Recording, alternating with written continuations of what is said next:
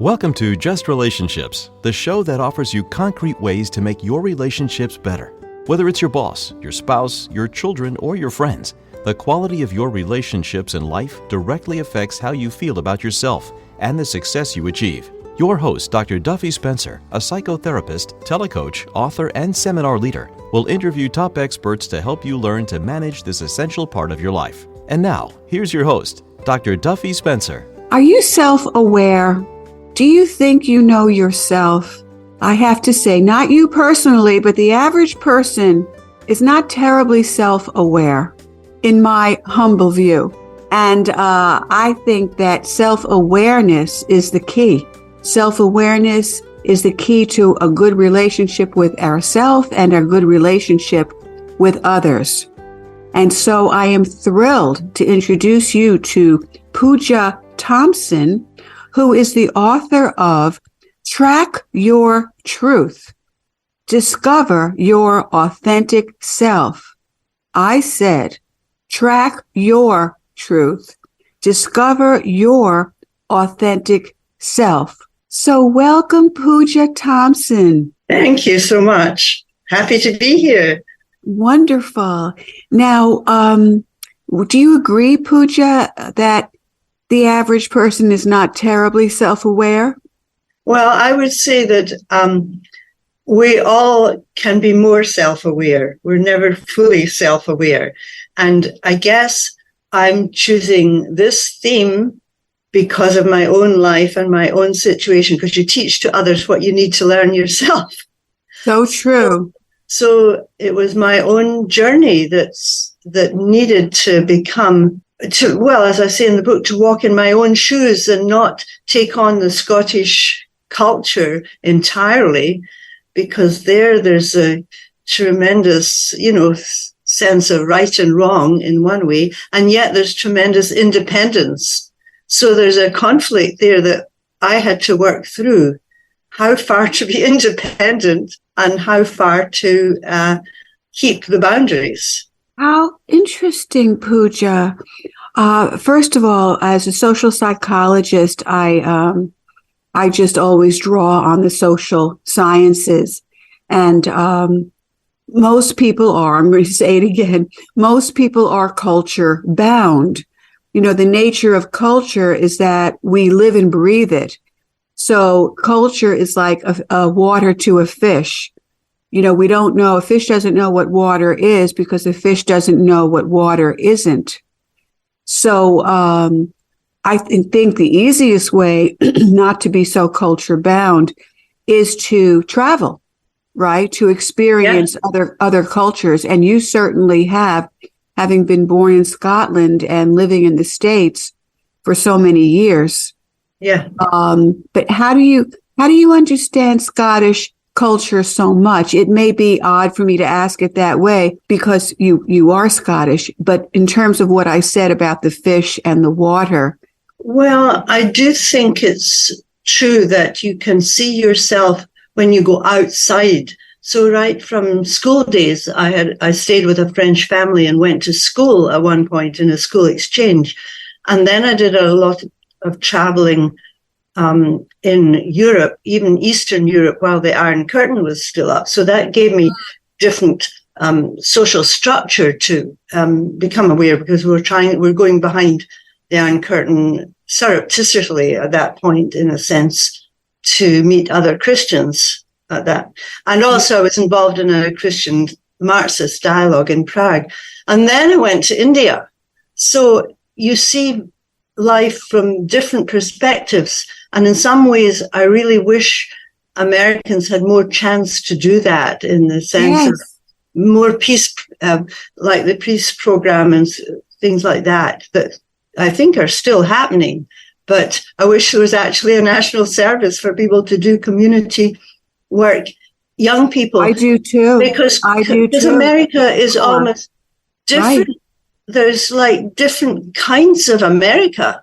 There's just. Yes. So, yes. So I'm agreeing with you that travel is a way to see yourself and to see you as you see others, and then others see you differently. And then the boundaries get all blurred, and then you get, a different awareness. And more connection, more understanding, and more appreciation of differences. Yes, I couldn't agree with you more, Puja. The idea of a Peace Corps or a Vista. And I myself, my husband and I watch BBC news because we get international news as opposed to, local, which of course we watch also, and national. But the latest commentary about the latest debates, just in a very narrow frame versus BBC with the international news. I want to know what's going on in the world. I consider myself to be a global citizen as well as an American citizen. So looking at the idea of being culture bound, and you weren't because you've lived in France and you live in the States and you're from Scotland. I'm very intrigued by how you describe Scotland as having a strong sense of right and wrong versus individualism. And we are highly individualistic to the extreme in America, I believe. And I think we also have a strong sense of right and wrong. What do you think? That's an interesting question. A strong sense of right and wrong in America. Yeah. Yeah. Well, in terms of some of the extremes, the extremes come with a sense of I'm right, you're wrong. So it's more a divisive thing between points of view. And that gets very tricky when people are hearing fake news, because I'm trying to come to an inner understanding of what's right for me and what's right for other people. But the idea of compassion and truth and living your own life as you would want others to treat you, you treat other people. And we've kind of lost a kind of community sense at the moment. We've lost a community sense. I couldn't agree more. So while it seems selfish to say walk in your own shoes, it actually isn't. Actually, between you and me, Puja, I have been in this field for decades, teaching about empathy and self-care and assertiveness and conflict resolution. And I've never heard anyone put it that way. And I absolutely love it. Walk in your own shoes. And not only are we polarized, but with groupthink and fake news, people don't think for themselves. And you have provided for us in Track Your Truth, Discover Your Authentic Self. You have provided for us such a beautiful composition of how to access ourselves, our subconscious, how to answer questions that bring us to awareness, that raise our consciousness. And there's so much here. How about if you just start and tell us, what do you think the book entails? What does it involve? What do you want people to know, and how can they know it? Well, I love detective stories, and I thought, well, if we could become a detective, we could use the skills a detective uses to find out what's working in our life and what isn't working in our lives. Because, if ever anyone that's listening thinks of their favorite detective, they'll know how they go about. They search for clues. They're precisely observing. So their ability is to track the clues. They can think outside the box. They don't have to be stereotyped of what say their boss or somebody else tells them. And they honor their intuition as well in going for clues. So there's a lot of things there. I thought, if I become the detective but turn the focus on myself, then it'll be more fun than just, it just added another dimension to me, because the detective is tenacious and they doggedly pursue, and they're willing to see everything because they have to look at the dark stuff. as well as this and the see-me side. They've got to look at it all. So when I was looking at myself, I was realizing we have 4 aspects to ourselves. Mm-hmm. And we have to listen to our body, because our body gives us clues about what's working. A pain here, a pain there. And if we don't listen to it, the body will amp it up, the pain, or amp it up, so that we have to listen. And then there's there's the emotions, our feelings. Now, some people are good at feelings, and some people might wallow in feelings. So we have to begin to look at, so there's body, mind, the body, starting with the body. But mostly we're taught to listen to our mind, think things through, use your head. We are not told to tune in our body, at least not when I was growing up in school. I agree. It's still the same. Yeah. We're not taught the language of the body, which as a psychotherapist, I teach people all the time. Most people don't even know when they're triggered. And for many, many people, they are kind of permanently triggered and off center. Yeah. And so I believe that triggers are trailheads. If we identify the triggers, that we just follow that trail and see where that leads us to self-exploration, which you are in the business of. And sometimes the body can give us literal messages, but it can also give us figuratively messages, so that the pain in your neck could be a pain about a person. It could be a literal physical pain that you need an adjustment, but it could also, the body is full of language that tells us about emotions.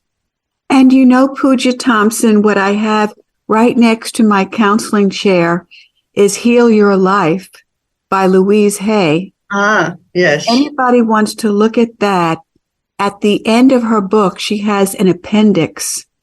Yes. And it would say just what you said. Okay, I have a neck problem. So one of my patients has a neck problem. Okay, look up neck problems under N, and then you find a pain from another person or a pain in making decisions because of how the head goes to the right, to the left.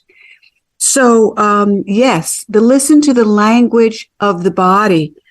And you have coined it, and you're very gracious in your book to give your mentor credit for that, right? With the 4 H's. Yes. You tell us. Yeah. Head for thinking, head, heart for the emotions and feeling, head's the thinking, and hands the body, and then hunch is for spirit. So it's body, mind, emotions, and spirit. I tend to like these 4 rather than body, mind, spirit, which is often the trio. I like the quartet of body, mind, emotions, and spirit. And the hunch, and there's been some research that indicates that people are good or prefer 2 of these rather than 2 get ignored. So it's good to know what you tend to rely on, and then say, but you've got 4 you've got the other parts you can actually bring into play. Beautiful, Puja. See, we're taught to think. We're not taught to use intuition much. Oh, no, that's passing. That's just a passing thing. Right. I have a hunch. Yes. And have you ever heard of the Myers-Briggs? Yeah. Myers-Briggs, yes, from Carl Jung, the archetypes, and breaking down into 16 sub-personality types, and where you lead. And I lead.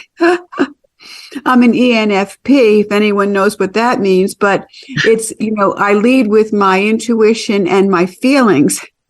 and that's good, and that's not good. Yes. I love your point about using all 4. Right? And I love how I'm going to do the 4 H's again. Your head, your heart, your hand, and your hunch. So your thinking, your feeling, your body, and your intuition.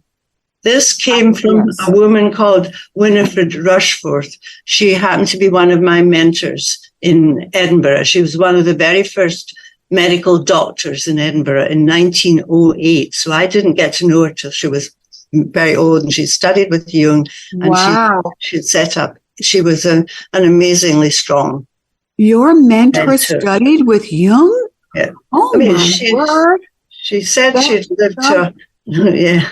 That is so impressive. So what do you lead with? You said, of the 4 H's, most people lead with 2. What about your 2? Well, I think mine's the emotions and it's with different points in my life. I think I've gone through different things, because earlier it would be definitely head.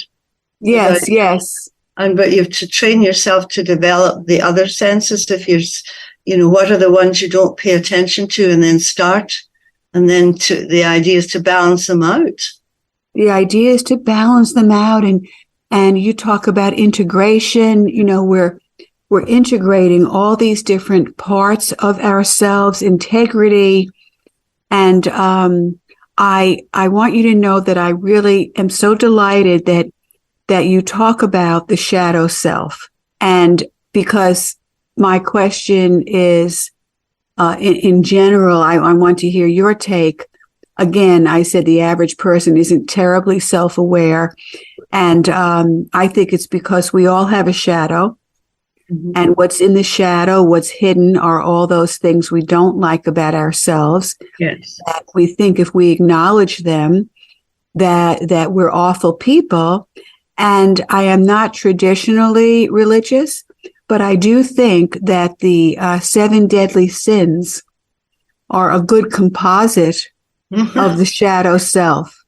Yeah, right. That's The lust, the gluttony, the sloth. What else are there? The avarice, theft is one of them.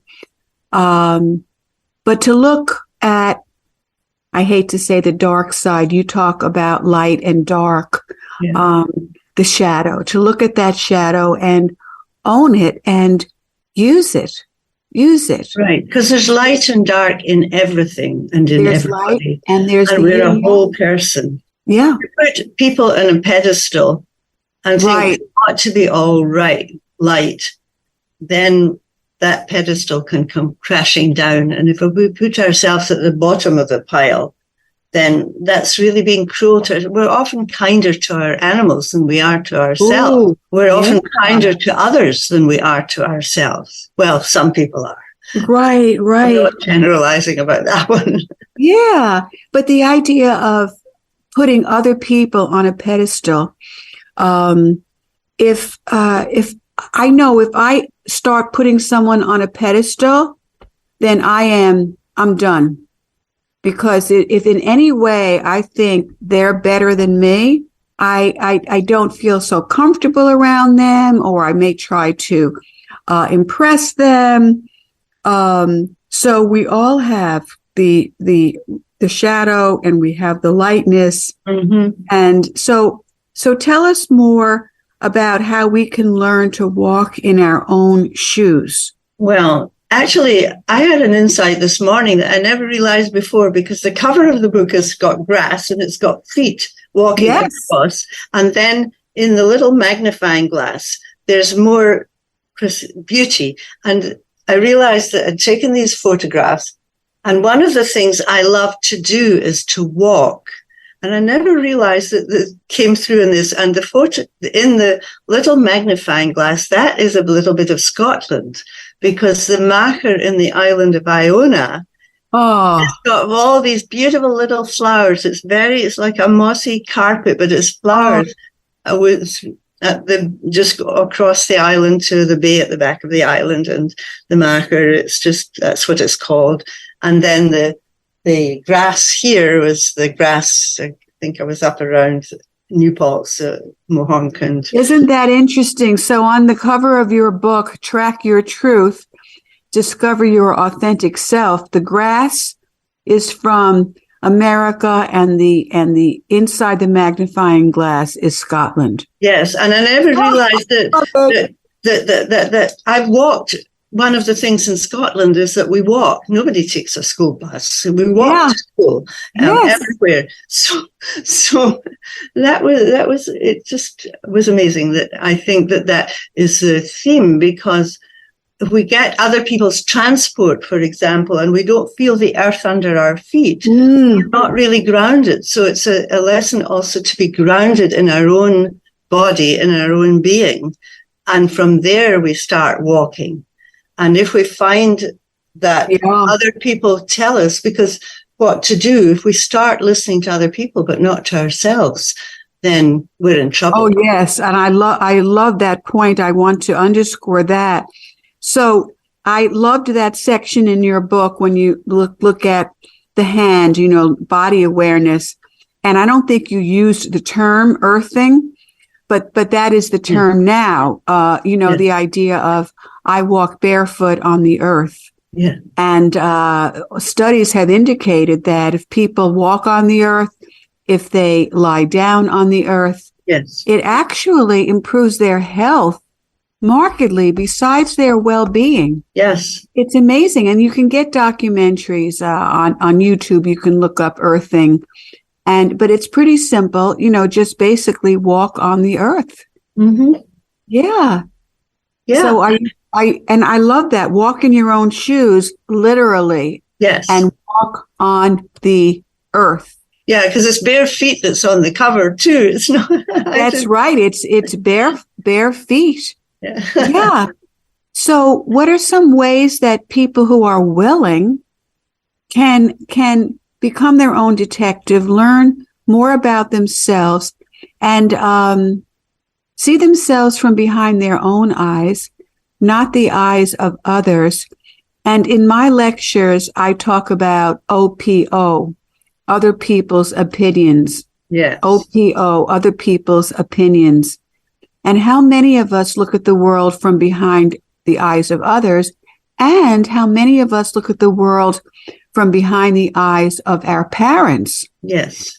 And I will say to one client, that's your mother talking. When you look at yourself from your own eyes, not from behind your mother's eyes, the internalized critical parent. So how do we do that? What would be the first question? You have to take time. I think if we look at the mistakes people make, one is exactly what you're saying, that we listen to other people and not to ourselves when we're making decisions. And decisions are the point where, push comes to shove, when we've to go this way or that way. And sometimes we're pressed to make decisions too soon. So we have to be able to say, no, I'm not ready to say yes to this yet. I need more time. We have to take the time to go inward. Wow, I love that. I just want to underscore that, Puja Thomson.